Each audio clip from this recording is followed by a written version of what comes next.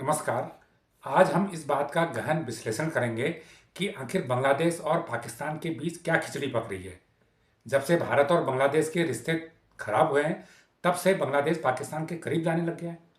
इससे भारत के लिए क्या समस्याएं उत्पन्न हो सकती हैं और भारत इन समस्याओं से निपटने के लिए क्या तैयारी कर रहा है। इस टॉपिक पर जाने से पहले जो लोग इस चैनल को पहली बार देख रहे हैं, वो कृपया इसे लाइक करें, सब्सक्राइब करें और शेयर भी करें। देखिए, भारत और बांग्लादेश के रिश्ते काफ़ी अच्छे थे। जब से बांग्लादेश बना है तभी से रिश्ते अच्छे रहे हैं, क्योंकि बांग्लादेश को बनाने का श्रेय भी भारत को ही जाता है। इसलिए स्वाभाविक रूप से दोनों देशों के बीच अच्छे संबंध रहे हैं। लेकिन इन संबंधों में तल्खी पिछले साल तब आई जब अगस्त में पिछले साल तत्कालीन प्रधानमंत्री शेख हसीना के खिलाफ वहाँ पर विद्रोह हो गया। तो विद्रोह हुआ तो शेख हसीना को देश छोड़ने की नौबत आ गई, और देश छोड़ने की जब नौबत आई तो भारत ने उनको आने की अनुमति दी। एक तरह से हम ये कह सकते हैं कि भारत ने उन्हें शरण दे दी। तो वो शरण इसलिए दी गई क्योंकि एक पड़ोसी देश का मामला था और उस देश से हमारे अच्छे संबंध थे। अगर उस देश के प्रधानमंत्री पर कोई मुश्किल है तो ऐसे में भारत का मदद करना एक स्वाभाविक बनता है, क्योंकि उनकी सरकार के साथ भारत के रिश्ते हमेशा अच्छे रहे और उससे पहले भी जो सरकार रहे उनके साथ भी अच्छे रहे। तो ऐसे में ये भारत की जो प्रतिक्रिया थी एक स्वाभाविक प्रतिक्रिया थी, और शेख हसीना अभी भी भारत में रह रही हैं। लेकिन उनके सत्ता से बेदखल होने के बाद वहाँ पर जो अंतरिम सरकार बनी, मोहम्मद यूनुस के नेतृत्व में जो अंतरिम सरकार बनी है, उस सरकार ने शेख हसीना के फैसलों को पलटना शुरू कर दिया। शेख हसीना के से जुड़े हर फैसले को गलत करार देने लग गए। यहाँ तक कि वो भारत के खिलाफ सिर्फ इसलिए हो गए क्योंकि शेख हसीना भारत में रह रही थी, और उन्होंने शेख हसीना के रहते हुए भारत के साथ जो समझौते हुए थे, चाहे वो सीमा पर तारबंदी का समझौता हो या वो फिर बिजली खरीद का समझौता हो, हर समझौतों की वहाँ पर समीक्षा होने लग गई और उन समझौतों को वो मानने से भी इनकार करने लगे हैं। स्थिति है कि भारतीय कंपनियों को बिजली का भुगतान नहीं हो पा रहा है, जबकि बिजली की आपूर्ति वो कर चुके हैं।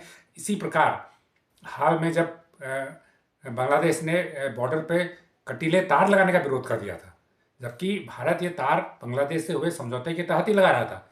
ये समझौता शेख हसीना के कार्यकाल में हुआ था।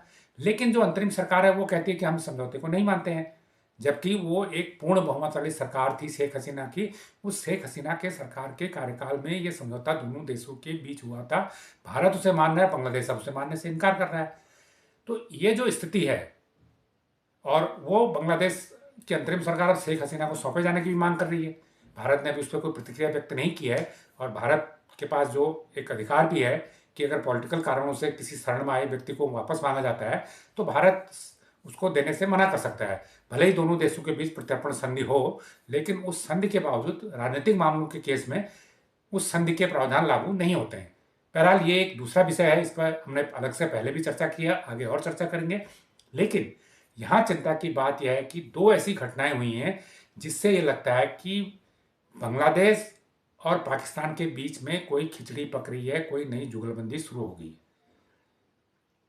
पहली घटना यह है कि जो आईएसआई है, पाकिस्तान की इंटरस्टेट एजेंसी है, इंटरस्टेट इंटेलिजेंस एजेंसी है, जिसे हम आईएसआई के नाम से जानते हैं, बेहद कुख्यात एजेंसी है।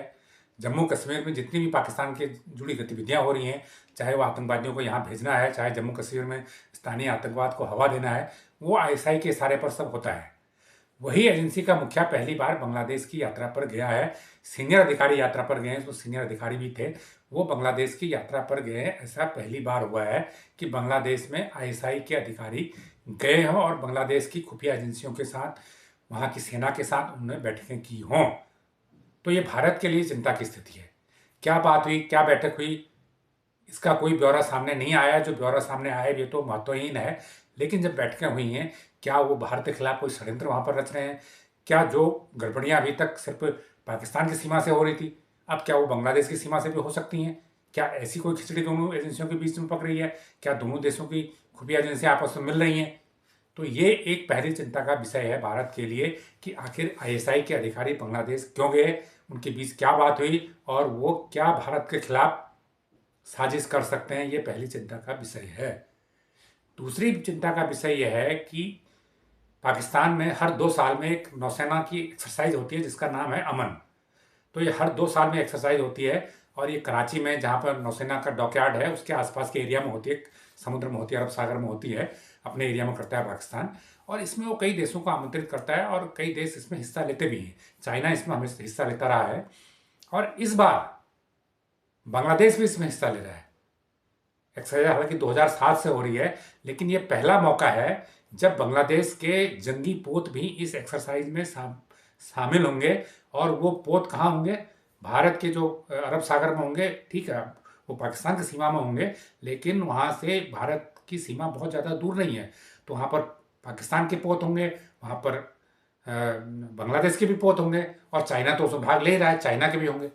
तो ये भारत के लिए कितना बड़ा थ्रेट है कि अरब सागर में तीन हमारे जो दुश्मन हैं आज की तारीख में, सबसे बड़ा दुश्मन चीन है, उसके बाद पाकिस्तान है, और अब ये नया नया बना दुश्मन बांग्लादेश भी है। उनके पोत, उनके जंगी पोत अरब सागर में एक्सरसाइज करेंगे, कराची में अमन एक्सरसाइज में हिस्सा लेंगे। और भी देश आ रहे हैं, साउथ कोरिया भी आ रहा है और कई देश भी होंगे इसमें।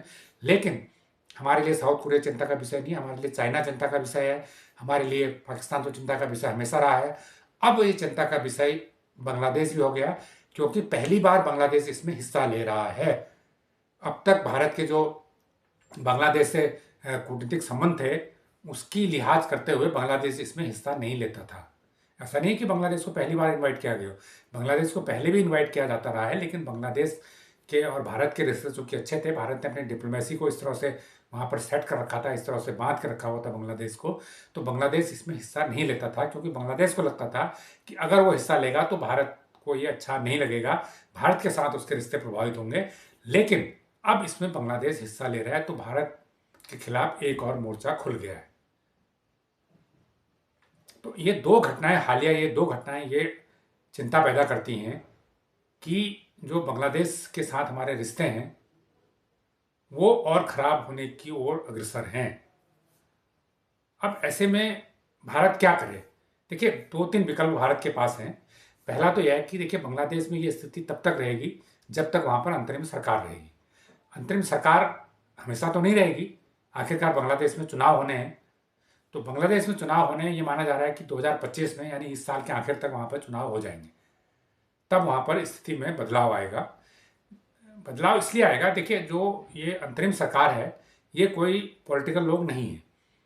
मोहम्मद यूनुस हैं, उनको एक ग्रामीण वित्त क्षेत्र में काम करने के लिए नोबेल पुरस्कार भी मिला है, लेकिन एक सरकार के मुखिया के रूप में उनका जो परफॉर्मेंस है बहुत खराब रहा है। न वो अपने बांग्लादेश के हित में है, न वो भारत के हित में है, न वो किसी तीसरे व्यक्ति के हित में है। अब पाकिस्तान के हित में होगा तो ये बात अलग है, लेकिन बाकी किसी के हित में नहीं है, न भारत के नागरिकों के हित में है, न बांग्लादेश के लोगों के खुद के हित में है। जो शेख हसीना थी, बांग्लादेश की प्रधानमंत्री थी, उसने भारत से के साथ साथ चीन से भी अच्छे संबंध बना के रखे हुए थे। और जिस प्रकार भारत 2047 में विकसित राष्ट्र बनना चाहता है, उसी टारगेट को लेके शेख हसीना भी चल रही थी। 2047 तक बांग्लादेश को विकसित राष्ट्र बनने की ओर अग्रसर थी, और इससे वो भारत की मदद ले रही थी, चाइना की भी ले रही थी, इसमें भारत को कोई ऐतराज नहीं था। तो जो ये नई सरकार है, अंतरिम सरकार है, ये अपनी मनमानी वहाँ पर कर रही है, इसके पास कोई विजन नहीं है। तो बहरहाल ये अंतरिम सरकार हमेशा तो रहेगी नहीं, जब चुनाव हो जाएंगे तो वो सरकार वहाँ पर बदल जाएगी। तो वहाँ पर हो सकता है खालिदा जिया सत्ता में आ जाए, हो सकता है कि शेख हसीना की पार्टी फिर चुनाव जीत जाए, जिसकी संभावना कम लग रही है। लेकिन जो कूटनीति के एक्सपर्ट हैं वो ये कहते हैं कि अगर वहाँ पर चुनी हुई सरकार आती है तो उसका रवैया अंतरिम सरकार के जैसा नहीं होगा, भले ही वो खालिदा जिया ही क्यों ना हो।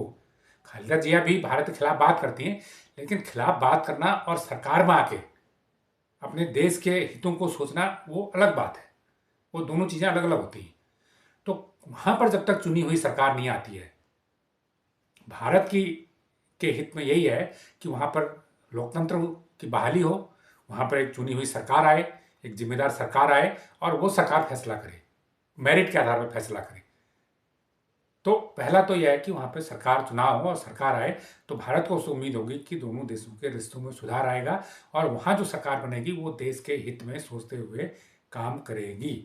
रही जहाँ तक बात ये संबंधों की मजबूती की, तो जो संबंध खराब हुए हैं, जो संबंधों में बिखराव हुआ है, जो संबंधों में तलखी आई है, इन संबंधों को नई सरकार के साथ भारत फिर से सुधार कर सकता है, फिर से उनको बेहतर बना सकता है। तीसरी बात यह है कि जो भारत एशिया रीजन में, अगर हम बात करें पूरे एशिया रीजन में, तो अगर भारत ने आसियान के जरिए अपने को काफ़ी आसियान के जरिए भी और काफ़ी हद तक बिम्स्टेक के जरिए भी अपने को काफ़ी मजबूत किया है। एशियाई देशों में, पूरे एशिया में भारत ने अपनी स्थिति को काफ़ी मजबूत किया है और इवन बांग्लादेश तक से भी अभी तक अच्छे संबंध चल रहे थे। श्रीलंका से संबंधों में तलखी आई थी, वो बेहतर हुए हैं। भूटान से अच्छा संबंध है, नेपाल से अच्छा संबंध हो गए हैं। कुछ तलखी आई थी बीच में, वो बेहतर हो गए हैं। तो ले दे के अगर आज की बात देखें, एशिया रीजन में, साउथ पूर्व एशिया में, सारे एशियाई रीजन में सिर्फ पाकिस्तान ही एकमात्र देश है जिससे रिश्ते बहुत ख़राब हैं। बांग्लादेश से तत्कालिक तौर पे कुछ समय के लिए ख़राब है। चीन से रिश्ते बिगड़े थे लेकिन वो बेहतर होने की स्थिति में है। तो ऐसे में श्रीलंका से बेहतर हो चुके हैं। तो ऐसे में बांग्लादेश का जो ये रुख है, वो भी जानता है, बांग्लादेश के पॉलिटिशियन भी जानते हैं कि उसका कोई फ़ायदा नहीं, वो भारत का कोई नुकसान नहीं कर सकते हैं, सिर्फ थोड़ा बहुत चिढ़ाने के, थोड़ा बहुत चिंताएं पैदा करने के लिए, जिसे काउंटर करने में भारत सक्षम है। अगर दूसरी तरफ अगर देखें तो कोई बांग्लादेश की जो सेना की ताकत है या बांग्लादेश की पूरी आर्मी की ताकत है और पाकिस्तान की आर्मी की ताकत है, अगर उसको मिला भी दिया जाए तब भी वो भारत के सामने कुछ नहीं होती है।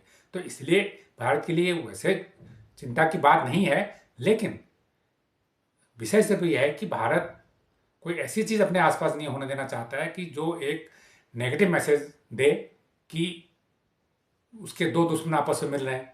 ये भारत नहीं होने देना चाहता है, मैसेजिंग ये नहीं होने देना चाह रहा है। तो इसलिए भारत को समय का इंतजार है और इस साल मुझे लगता है कि इस साल जब चुनाव होंगे बांग्लादेश में तो स्थितियां बदलेंगी और मुझे लगता है कि उसमें जो तलखी आई है रिश्तों में वो पहले की भांति फिर से सुधर जाएगी, बेहतर हो जाएगी। तो ये जानकारी आपको कैसी लगी, ये वीडियो आपको कैसे लगा, हमें कमेंट करके ज़रूर बताएं। जो लोग इस चैनल को पहली बार देख रहे हैं वो इसको लाइक करें, सब्सक्राइब करें और शेयर भी करें। धन्यवाद।